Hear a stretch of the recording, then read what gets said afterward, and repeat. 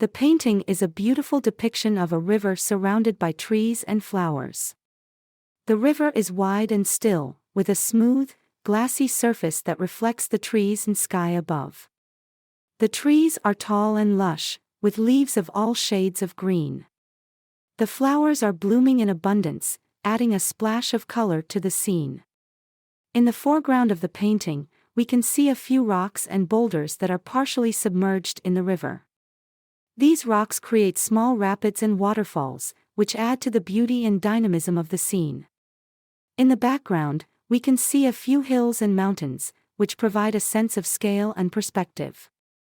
The overall mood of the painting is one of peace and tranquility.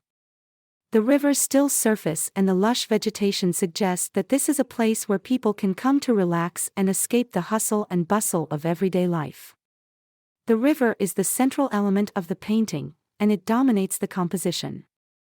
It is wide and still, with a smooth, glassy surface that reflects the trees and sky above. The river's color is a deep blue, which contrasts with the green of the trees and the flowers. The trees that surround the river are tall and lush, with leaves of all shades of green. Some of the trees are deciduous, while others are evergreen. The deciduous trees have lost some of their leaves, but there are still plenty of leaves left to create a canopy of green over the river. The flowers in the painting are blooming in abundance, adding a splash of color to the scene. There are many different types of flowers, but some of the most recognizable include lilies, roses, and sunflowers.